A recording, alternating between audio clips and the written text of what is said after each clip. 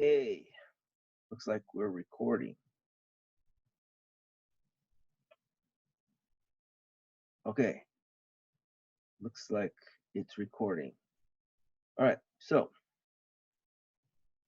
I am your host, Leon the Lion for Lion Dragon Channel, and today's presentation is about an object in the sky called the red sun. At least that's what I'm calling it. Okay. My website's been censored by Google. It won't come up in the search engines if you use other names for it. And so I'm afraid YouTube's going to do the same thing because it's owned by the same company. But I think you'll know what I'm talking about when I say the red sun. Okay, let's start. I'm going to share my PowerPoint with you.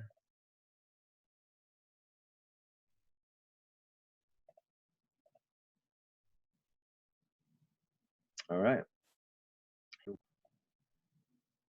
End times prophecies. Red sun.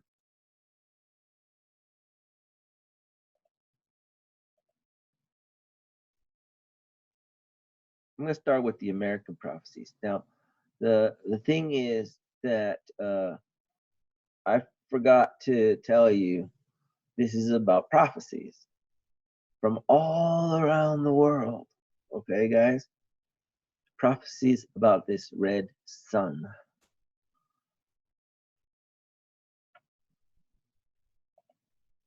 All right, so we're going to start in America because that's where I'm at.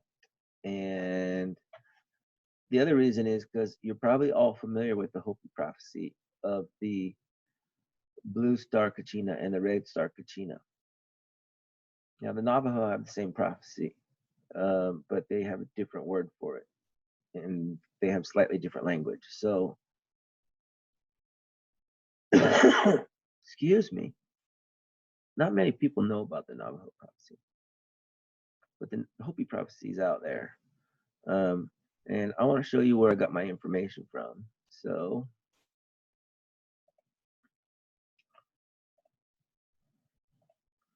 here's this called Jedi or JediSimon.com. The title of the page is Kachina Hopi, the Hopi Blue Star. And I just Googled Hopi Blue Star Kachina, and this is what came up. Now, there has been a lot of speculation on what the Blue Star Kachina could be. Could it be Comet Holmes?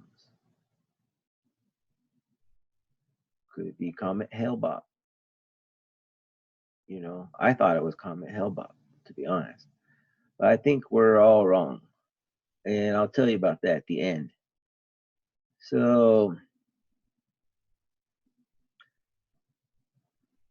see, the reason is these comets weren't that spectacular because they weren't really noticeable by the naked eye. And if they were just a small little speck in the sky. Okay. All these comets. The one that is in the Hopi prophecy will be seen by all with the naked eye. I guarantee you, it's going to be big. Was it the Hayakutake, the Hale-Bopp? You know, everyone's speculating. There's all kinds of speculation going on out there. I believe that we are going to see this blue star Kachina real soon. At the end of this presentation, I'll show you. Okay, so here's another website. Looks like internet's taking its sweet little time. Hopi prophecies. Blue star Kachina. This is an interesting prophecy from Prophecy Rock. it is told by the Hopi elders that we will come to a crux. That's 2012 right there. And we will have a choice to go on this timeline or this timeline. The timelines will split. This timeline leads to destruction. You see this crooked line here, and this one goes on forever. Interesting prophecy. Not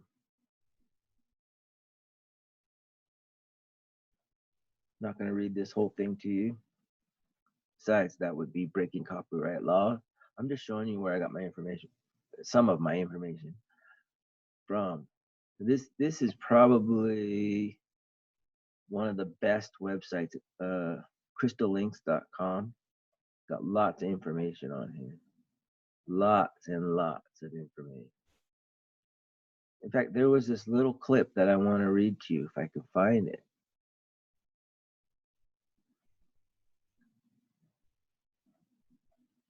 In fact, this is the website that has the most information that I've seen yet.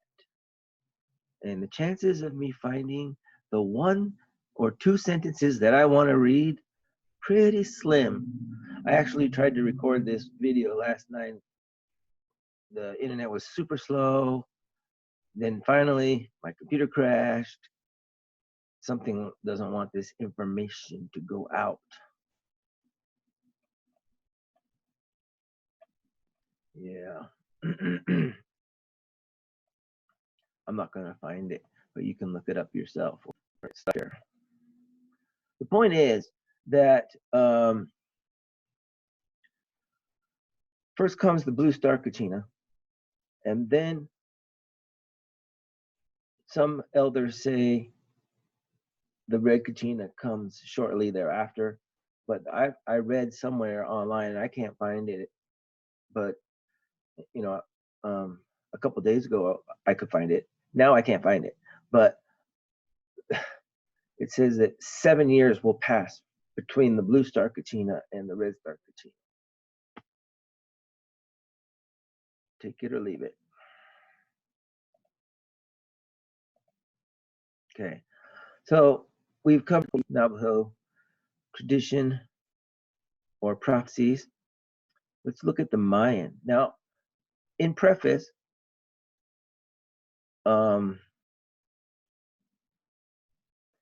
this kind of blew me away. In preparation for this video that I'm making, I did some research. I figured, you know, the Mayans and the Aztecs are related to the Hopi and the Navajo. They're like distant cousins. And I figured they must have some similar traditions and prophecies, right? Well, guess what I found? This next slide, if it will show up. There it is. So I'm going to full screen it so that you can see better.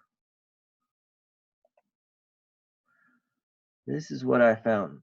This is my artwork, by the way, because I don't want to break any copyright laws.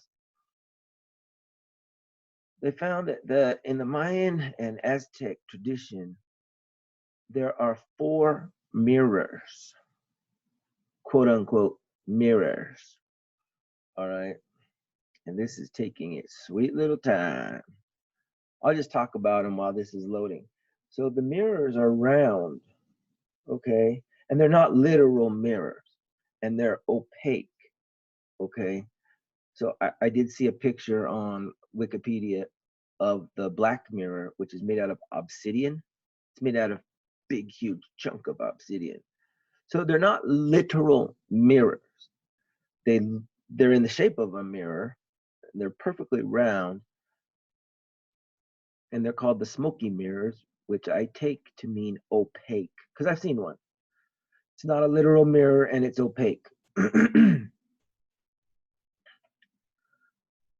So the Tezcatlipoca means mirrors, and there's 4 of them, and they're all brothers, okay? There's 4 brothers in the Mayan cosmology, Now in the west, you've got the white mirror. Again, it's round, which I take to be symbolic of a heavenly being that's spherical, okay? A heavenly body, not being, sorry. And so you've got, in the west, you've got the white mirror, which symbolizes light, justice, mercy, and wind. You've got, in the north, you've got the black mirror, which symbolizes judgment, night, darkness, deceit, sorcery. And then you've got the blue mirror in the south, which is symbolized by a hummingbird. And you've got the red mirror in the east, symbolizing gold, farming, spring, and disease. And if you look it up, the god of the red mirror is holding a bloody sword. He's red and he's holding a bloody sword. And so these are gods. Quetzalcoatl is associated with the white mirror. Tezcatlipoca is, and that means mirror. So the black mirror is just, it's just darkness. It's not even, they don't even personify it, which is interesting because most cultures around the world will personify the darkness, usually as a serpent, but not always. But they just call it the black mirror. And this is a god, Zipe Totec, and that god is red, all red. The skin is all red, and he has a bloody sword in his hand. Interesting, because according to the Hopi prophecy, this is what I was going to read to you. The red Kachina is also called the purifier, and it will basically kill everyone who's unrighteous, and only the righteous will remain. That's why it's called the purifier. All right, very interesting correlation, wouldn't you say? Well, I found it interesting. All right, we're going to move on from America to the Far East, going westward. Yeah, heading westward. We're going to talk about China, Vietnam, and Mongolia. I lived in these three countries, and so when I go to another country, I do research on that country. However, it wasn't until I was preparing for this video that I did research on China. As far as this red sun prophecy goes, I just thought, oh, there's got to be China. It's China. This civilization is one of the oldest civilizations still in existence on the planet. They have written histories that go back 5,000 years. So I figure they got to have something. Well, let's see what I found. Yep, they had something.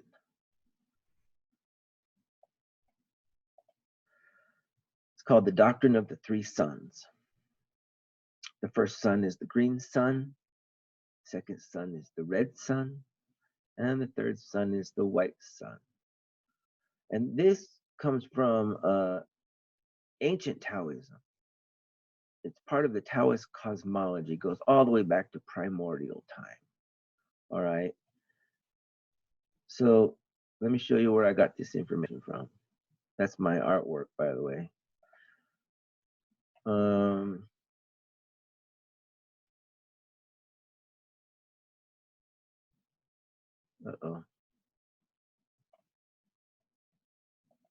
Where are you?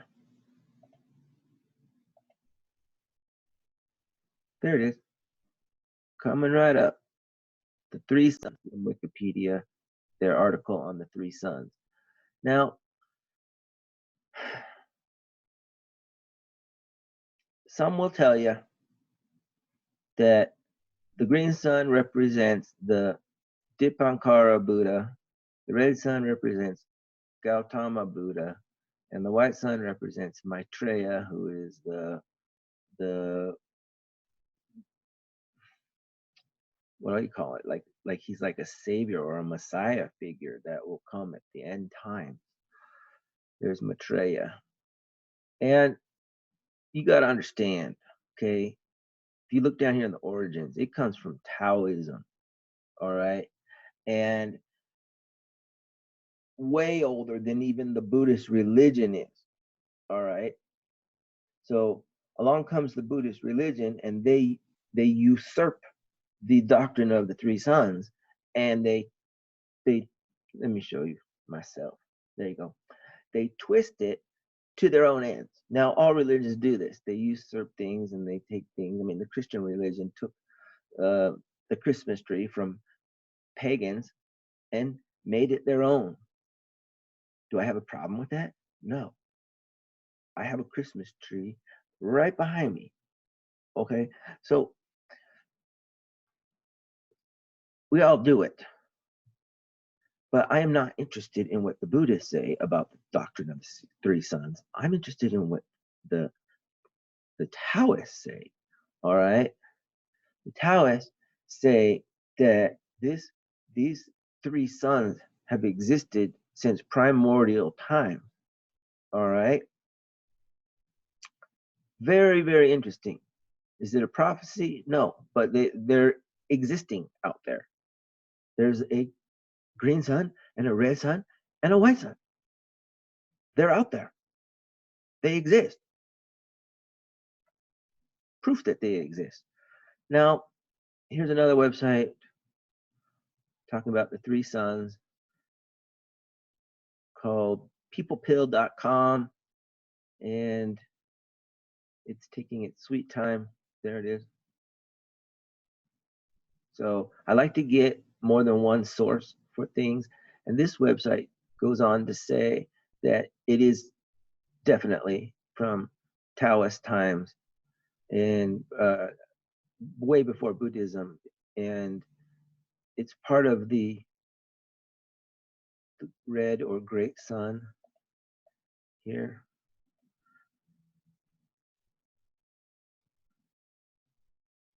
Part of the ancient cosmology that's come down to us from the Taoist religion. Okay. Anyways, you can look that up for yourself. Moving right along. Let's go back to my PowerPoint.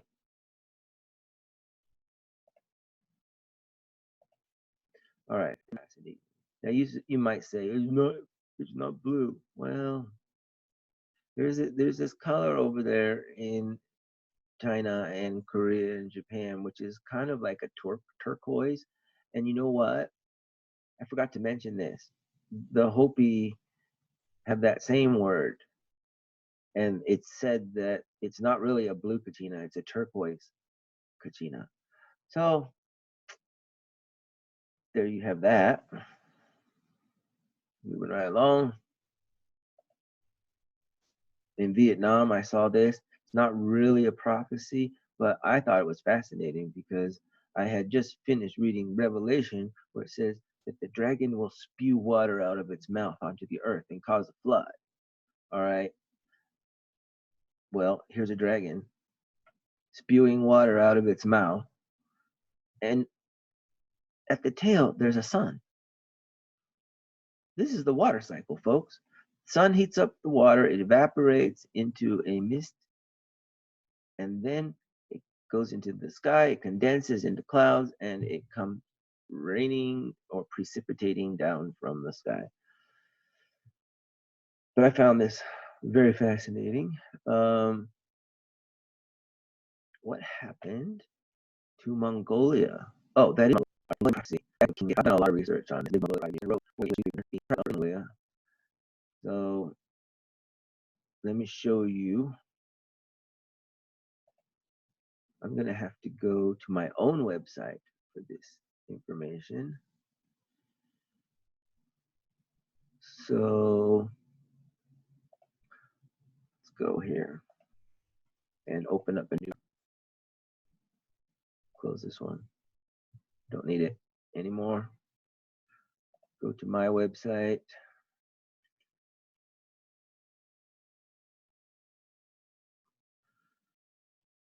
Come on. Okay, so you get to see my website. Here's the homepage of my website. Wait for it. Wait for it. There we go. It started out as an educational website and it morphed from there. And I have an esoterics part because I'm very interested in esoterics. If you go to the esoteric part, go to end of the world, eschatology. I have a whole page dedicated to eschatology, prophecies around the world. It's not as detailed as this video is going to be because I did extra research just for this video. But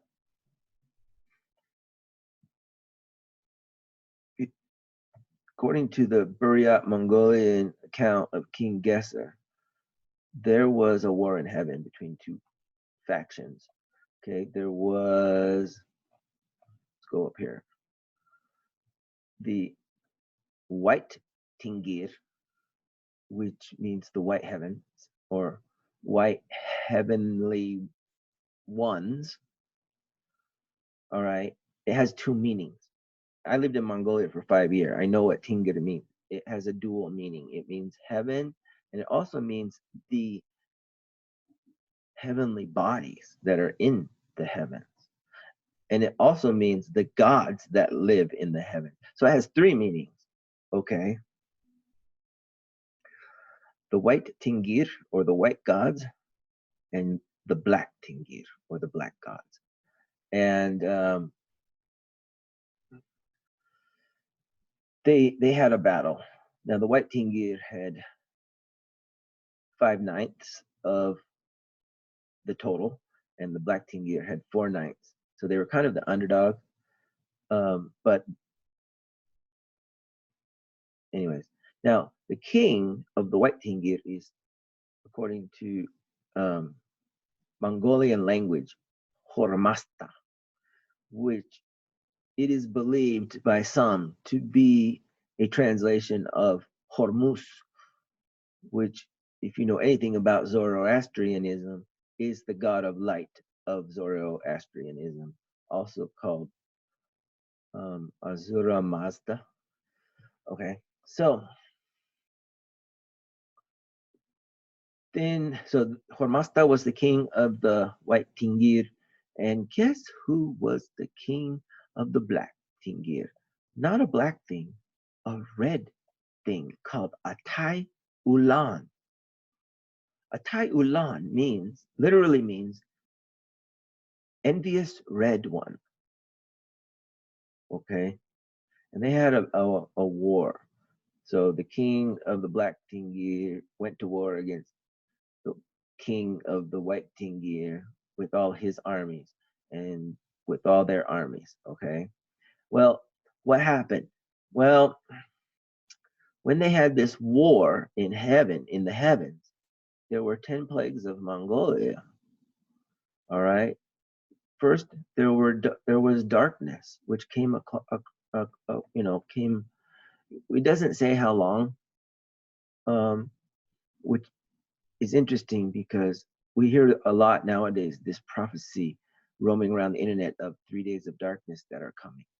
I'm not sure where that originates, but it does say in the book of Revelation that the sun will be turned to sackcloth, which is black. Interesting. There was a lot of volcanism, deforestation, the veil became thin, waters dried up. Blackness means that there was a lot of death. A lot of plants died, turned black. A lot of animals died, turned black. Humans died, turned black. Okay. Well, as a result of the rotting decay of living things, you had maggots, vapors, and disease. And then you had plethora of other events that took place. The heat was unbearable, the sky shook, the earth was quaking, lightning flashed, rain came in torrents, hail like stones fell from the sky, plants were polluted and died, economic mayhem ensued. All right. And I compare and contrast this with the 10 plagues of Egypt. If you want to go to my website and check that out, I'm not going to spend time on that here, but it's interesting that, yeah, I'll get into that. I'll get into Egypt later. Okay. All right. Back to my PowerPoint. Let's get to the point, Mr. Priest. So, oh, so the last time, according to Mongolian tradition, the last time that there was this war in heaven between the black Tingir and the white Tingir was the 5th time. That's important. Remember that. It was the 5th time. And they say it will happen again. That's why I call it a prophecy. All right. So move on to the next slide. We're going to move from the Far East to the Middle East into Chaldean prophecy. And I'm not going to spend too much time on this because we all know it. I don't even have any websites to show you. We all know the Sumerian, where there's this 10th planet that was depicted on the Sumerian tablets. Zachariah Stitchin has done tons of research on this and have published at least one book, probably a plethora of books on the subject. And I'm not even going to mention the name because I don't want to get censored, but you can look it up, Sumerian 10th planet. And then the Hebrew tradition, it's recorded in the 10 plagues of Egypt, and it attributes it to God, but God works through natural means. Okay, you got to understand that God doesn't just wave his magic wand and say boop, there you go. No, God works through natural means. And then you've got the book of Revelation, which prophesies some very interesting things. Actually, I do want to get into that. We have to go back to my website in order to do that. So, because I'm not going to reinvent the wheel. Let's go back to my website. But it's not on, yeah, it is. Is it on this page? I think it is on this page. All right, so if we go down, so you can see here, I thought that the Hopi prophecy was fulfilled with Comet Hale-Bopp, but I was wrong. Here's the Mayan prophecy of a dragon in the last days. It's going to spew water out of its mouth. And you know what? We're seeing lots of floods all around the world, especially the Middle East. They're getting pummeled. Talk about Mother Shipton later. Right now, we're going to talk about the book of Revelation, the Hebrew prophecy. Oh, that's a picture I took of this red sun, which was in the sky. Right now, you can't see it's behind the sun, but it's coming around. And when it comes around, we're going to see it again. Okay, so Revelation 19, verses 11 through 12. Verse 11, and I saw heaven opened, and behold, a white horse, and he that sat upon him was called Faithful and True. Most people will tell you, in fact, I'm probably the only person who's going to tell you differently. Most people will tell you that that's Jesus and he's coming back. But nowhere in the book of Revelation does it say Jesus is coming back. Doesn't say it. Now you can interpret this to mean Jesus if you want to. That's your right. But It's not, in my opinion. And in righteousness, he just judge and make war. His eyes were a flame of fire, and on his head were many crowns. That's not the Jesus that I know. Jesus was very humble. He would not wear a crown.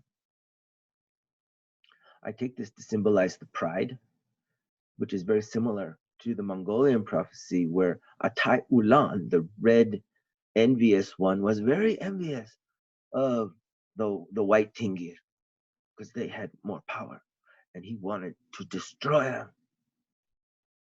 This sounds very similar because this being, if you want to call it that, had eyes as a flame of fire.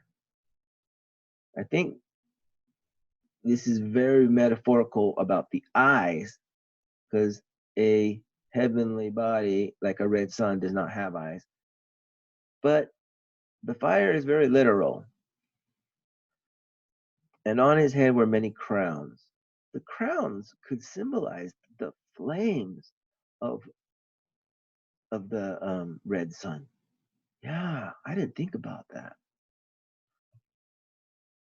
And he had a name written that no man knew but himself.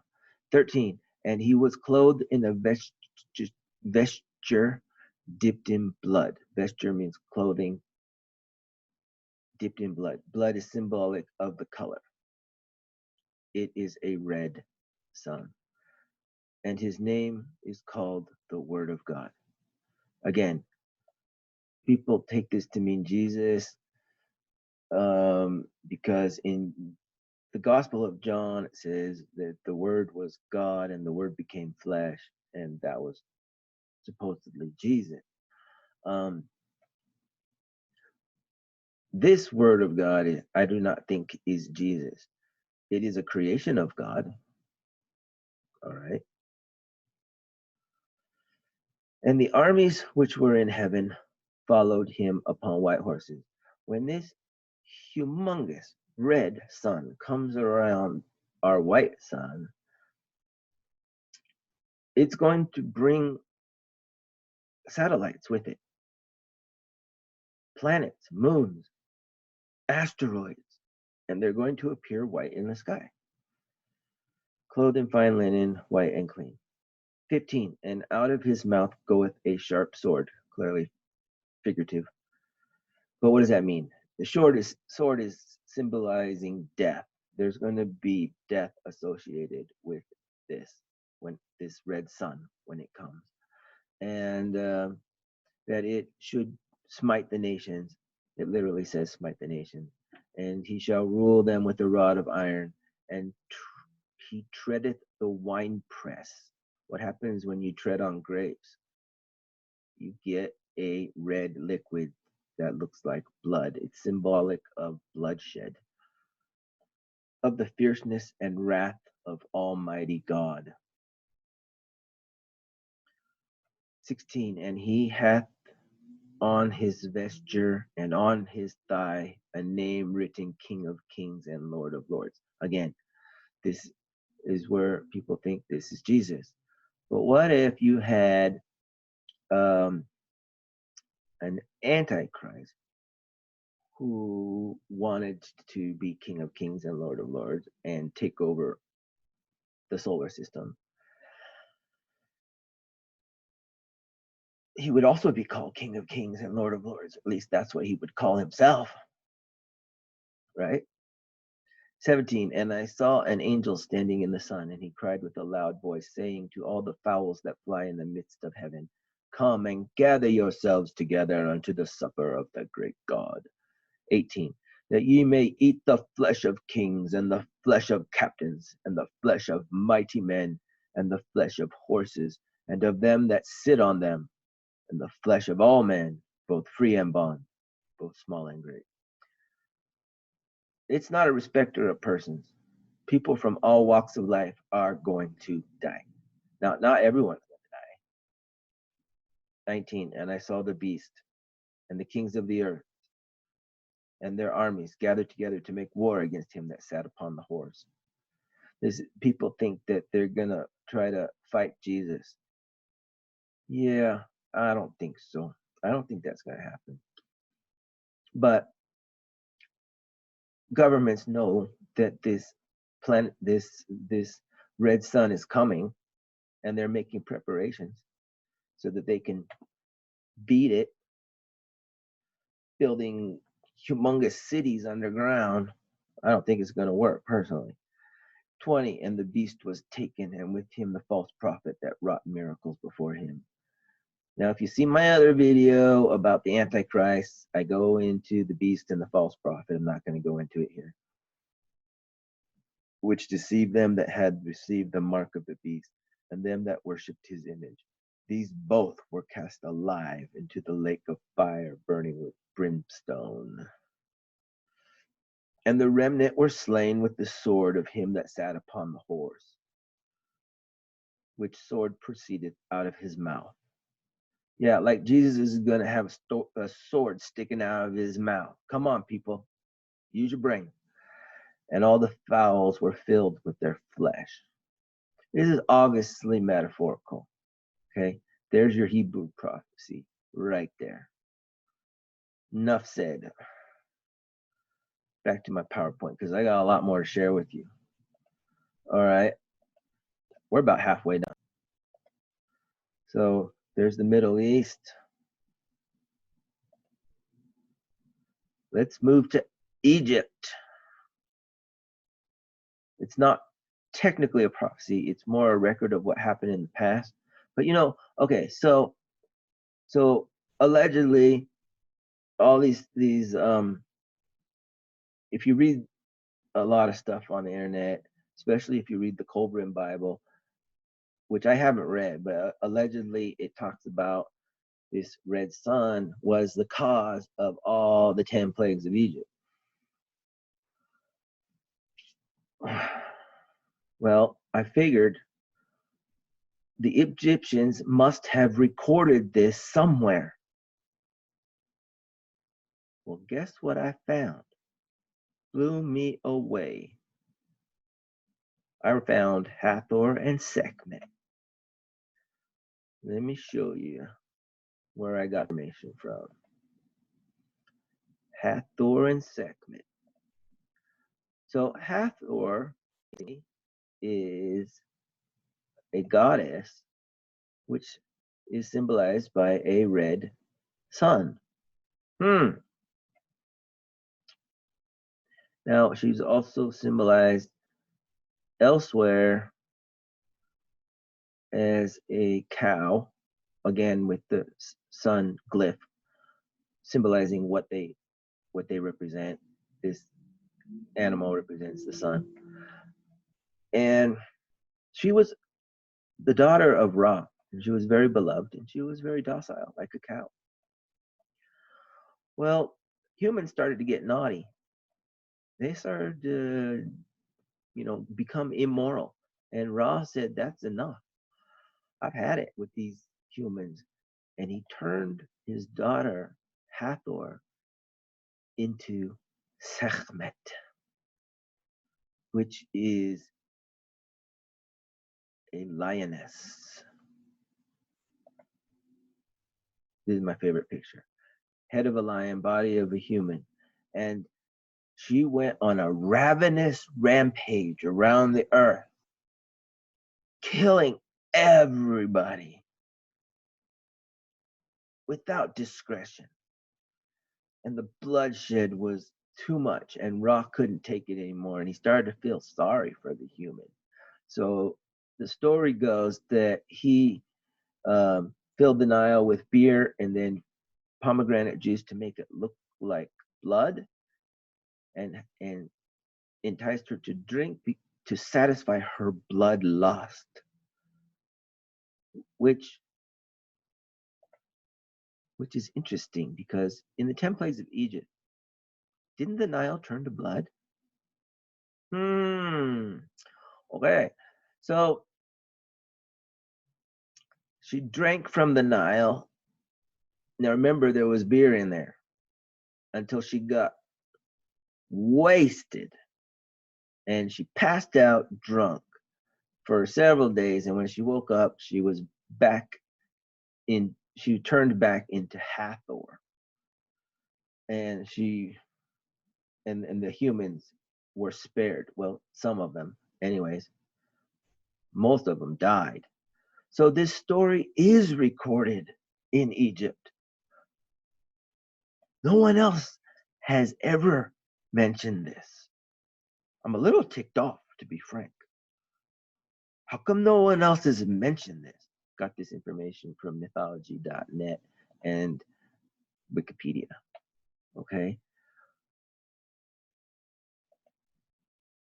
All right.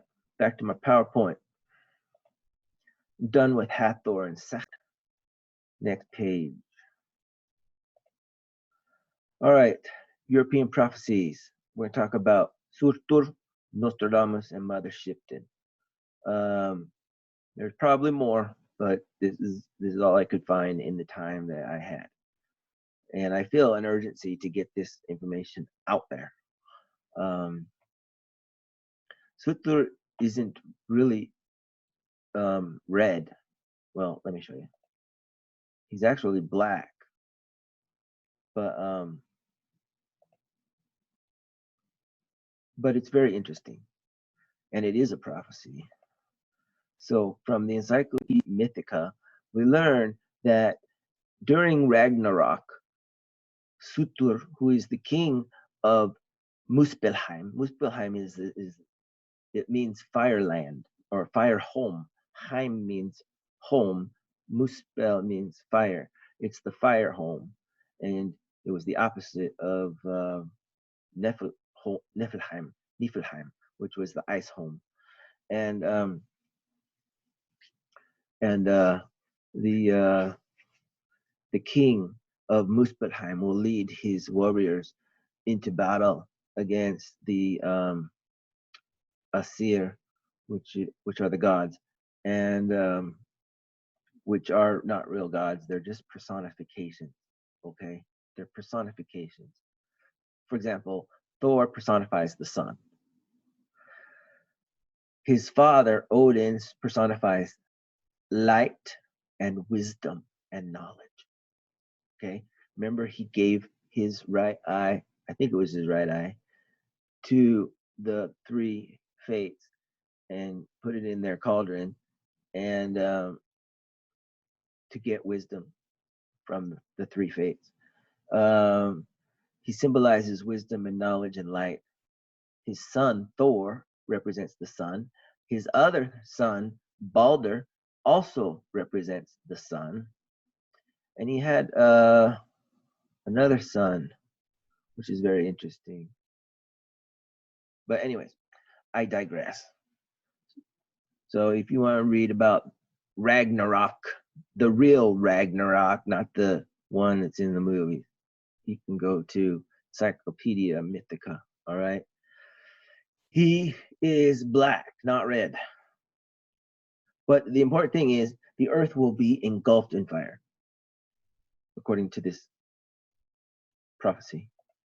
Okay. You'll see some correlations later. All right. Let's go to Nostradamus. Nostradamus. That's on my website. What did Nostradamus say would happen in the end times?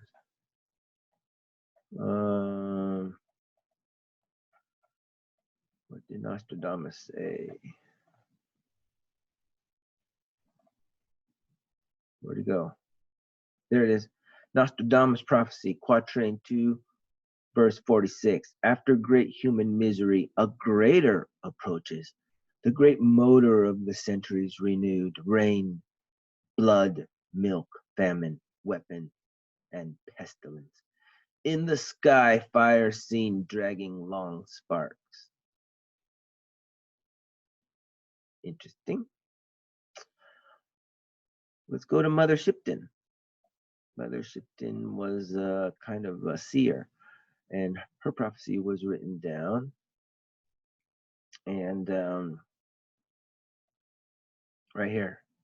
So all of this stuff right here has already been fulfilled. All these prophecies have already been fulfilled. I'm not going to waste your time I mean, it's interesting read. I definitely recommend you read it. But then it says, a fiery dragon will cross the sky 6 times before this earth shall die. Now remember, the Mongolians said that the last time the red envy came was the 5th time that it came, and had a war in heaven with the white Tengu. She's prophesying it will come back a 6th time. Let me continue. Mankind will tremble and frightened be, for the 6th heralds in this prophecy. For 7 days and 7 nights, man will watch this awesome sight. The tides will rise beyond their ken to bide away the shores, and then the mountains will begin to roar, and earthquakes split the plain to shore, and flooding waters rushing in will flood the lands with such a din that mankind cowers in muddy fen and snarls about his fellow men.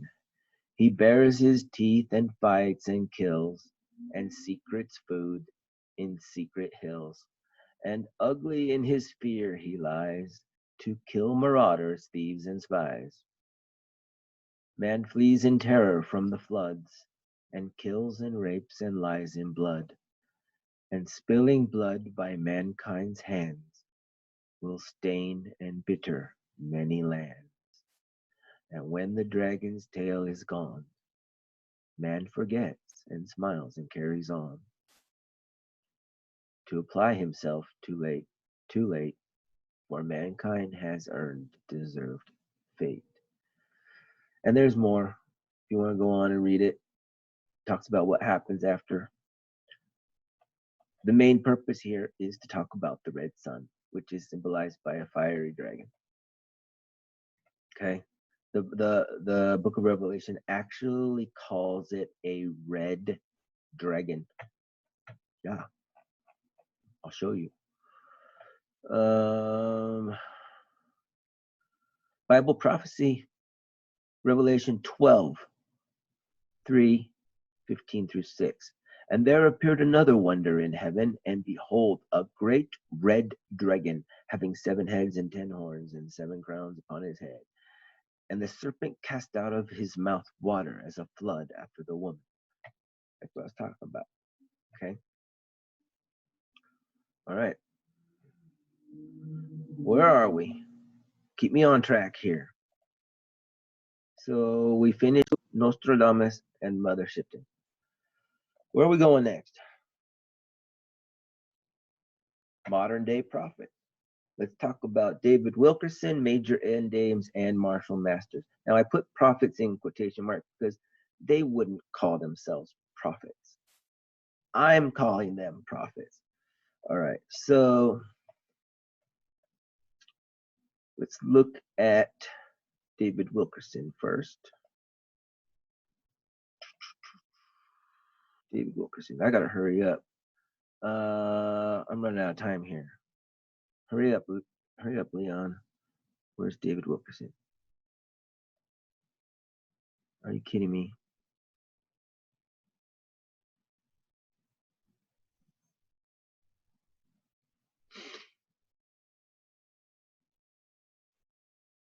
Really? I can't find it. All right. You know what? This kind of irks me that I can't find it. I had it all ready to go. All right, it's got to be around here somewhere. Let me see if I can find it. Where's David Wilkerson? David Wilkerson. David Wilkerson. There it is. All right. Coming right up, folks. Found it. Hold on. Hold your horses.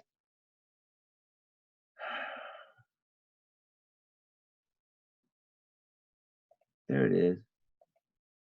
So David Wilkerson was a pastor, and he did prophesy of things that would happen in the last days.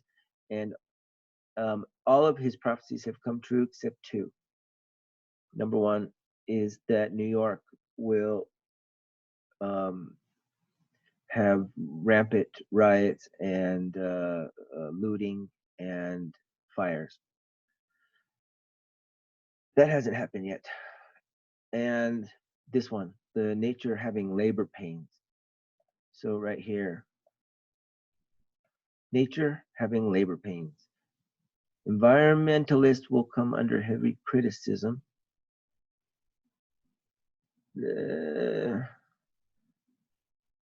It's starting. It's starting. I can start to see that a lot of people are starting to doubt the integrity of some of these global warming conspiracies. But I mean, the Earth is warming. That's a fact, and it's heating up the Earth. And the Earth. What happens when you heat things up? They expand. The Earth is expanding. You're going to see cracks, sinkholes. I've been not prophesying, predicting. I've been predicting this for years. No one listens to me. There will be major earthquakes. There will be major famine, floods, hurricanes, tornadoes will increase in frequency. We're seeing that. A new kind of cosmic storm appearing as a raging fire in the sky, leaving a kind of vapor trail. See, that's what I'm talking about. Fire in the sky. All right. So that's David Wilkerson. Wait, go back. Go back. I gotta show you Ed Dames. He's amazing. Absolutely amazing. All right, come on, Google. You can do it. So if we type in Major Ed Dames, I'll just introduce him while I'm bringing this up. He was a major in the army, and he was in this secret government program called remote viewing.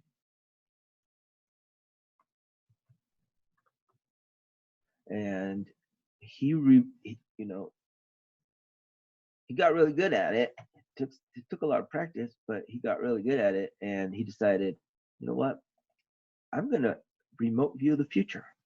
I want to see what happens in the future, and I've done the same thing, and I've seen the future. My timing was off.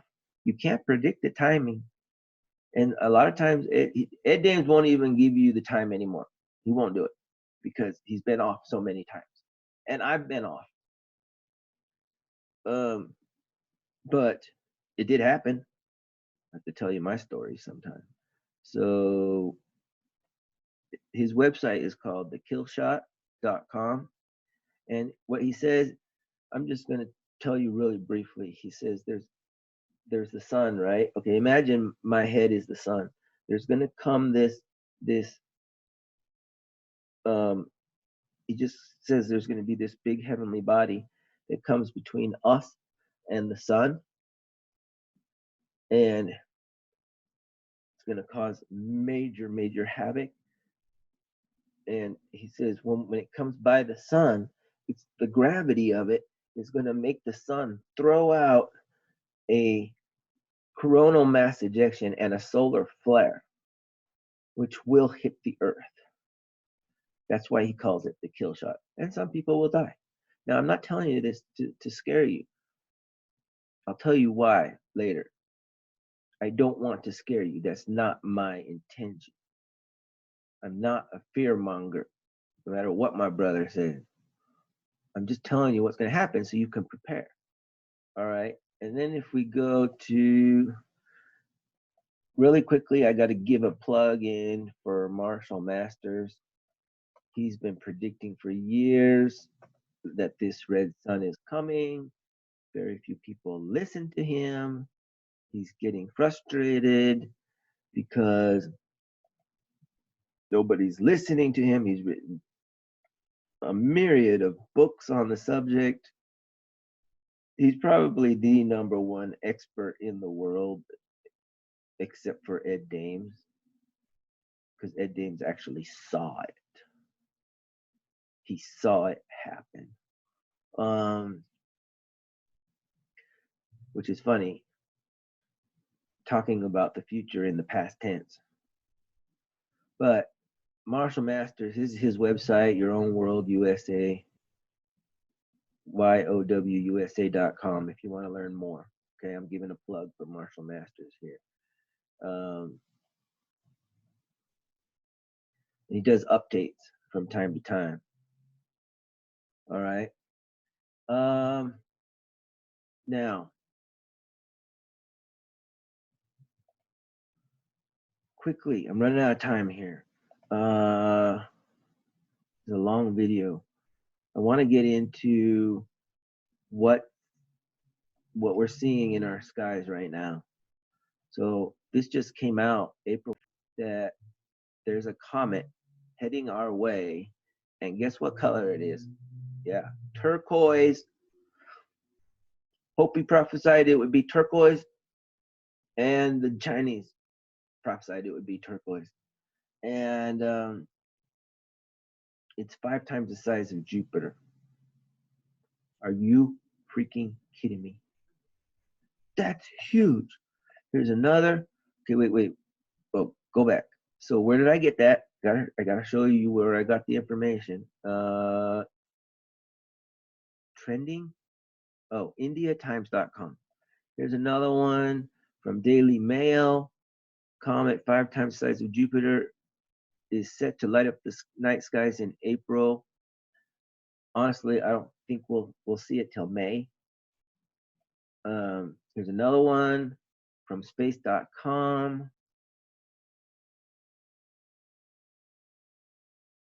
It's called Comet Atlas. Bright Comet Atlas could blaze into view this month. There's what it looks like through the telescope. This is a Wikipedia article on it. The true name is C2019 Y4, also nicknamed Atlas. There's a picture. But having an object 5 times the size of Jupiter come around between us and the sun, is that enough? Can you imagine the gravitational forces that will wreak upon our planet? But now, scientists are telling us we have 4, because Comet Atlas broke up into 4 different pieces, each one the size of Jupiter. Are you kidding me? They're still heading this way. They won't actually come between us and the sun until May 23rd. But we should be able to see it before then. This thing's going to be huge. If you think that's not going to cause some earthquakes and some floods, because as Mother Shipton said, the tide will rise above its normal ken, I think she called it. Yeah, if the moon can make the tides, what is this thing going to do? Or these things? Yeah, they're playing it. They're downplaying it. They're like, don't worry about it. It's breaking up. Are you kidding me? That makes me more worried. That means some of these chunks might hit the earth. What are they thinking? Now, I'm not telling you this to scare you. All right, there's good news. And I'm going to have to find it, though, assuming that this Zoom doesn't crash. So where are we?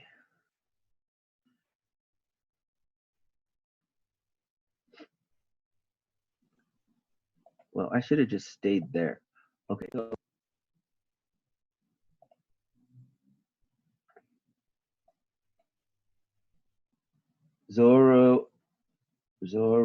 oh, come on.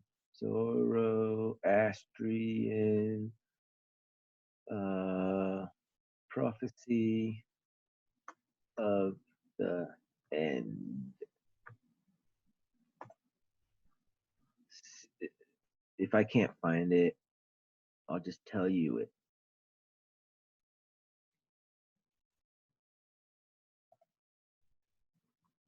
Molten metal.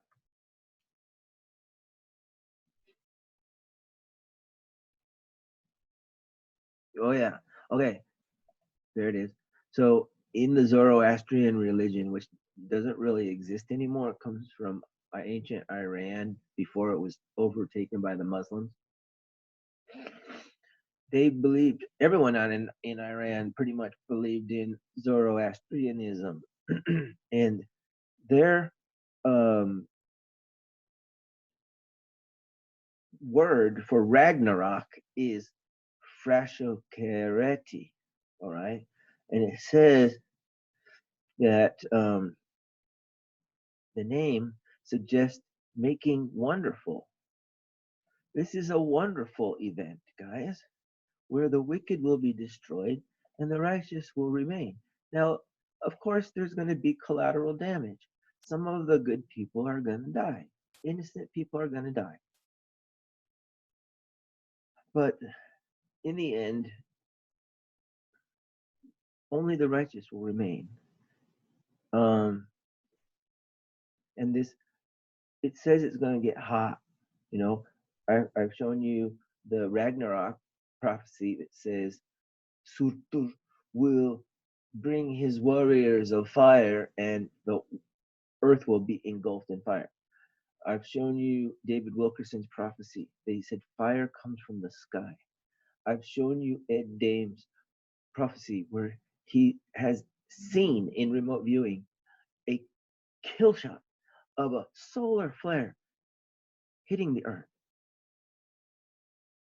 But do we need to be worried? Well, not if we're good, not if we're righteous. Let's see if I can find it. Oh yeah, here it is. So